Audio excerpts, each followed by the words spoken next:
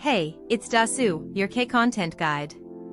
Watching episode 3, I felt this drama finally settled on how it wants to use its chaebol premise. When the search warrant won't come through, he simply buys the house.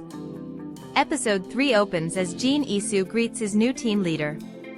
Ju Hyra, back from the counter-terrorism unit, has been installed as head of Violent Crimes Team 1.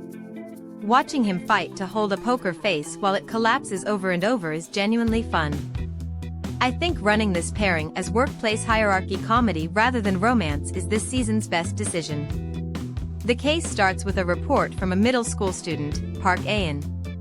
She says she sensed someone inside a derelict house rumored to be haunted.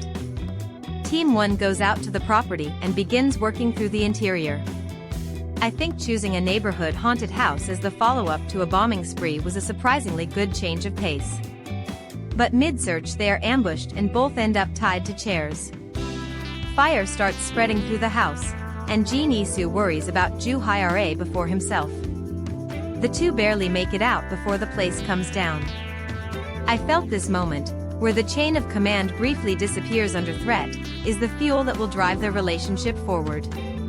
Once the fire is out, they find a brand new padlock on the cellar door. A new lock on an abandoned house means someone is still using it, but they can't open it without a warrant.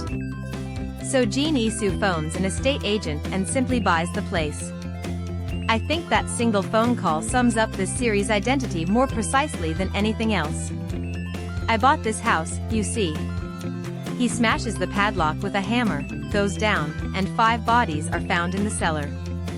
The house people whispered was haunted was in fact somebody's burial ground. I felt this pivot, turning a stock haunted house setup into a serial murder site, was assembled with real chill.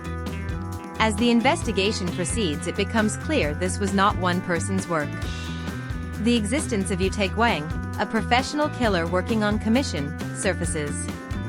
I think the speed at which a haunted house rumor becomes a manhunt for a contract killer fits this season's declared ambition to compete on scale.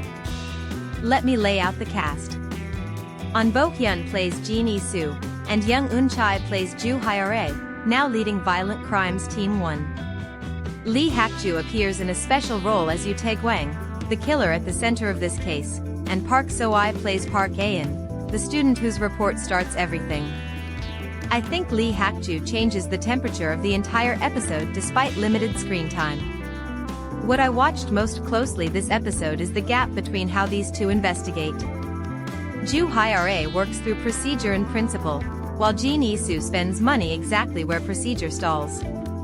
Which is why this team reaches places neither could reach alone. I think this combination is the clear upgrade over Season 1's simpler flexing.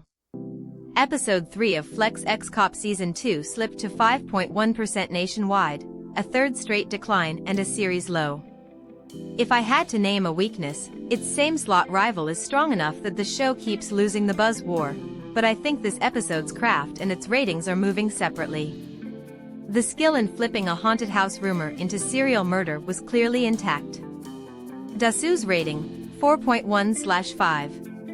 This was Dasu, see you next episode.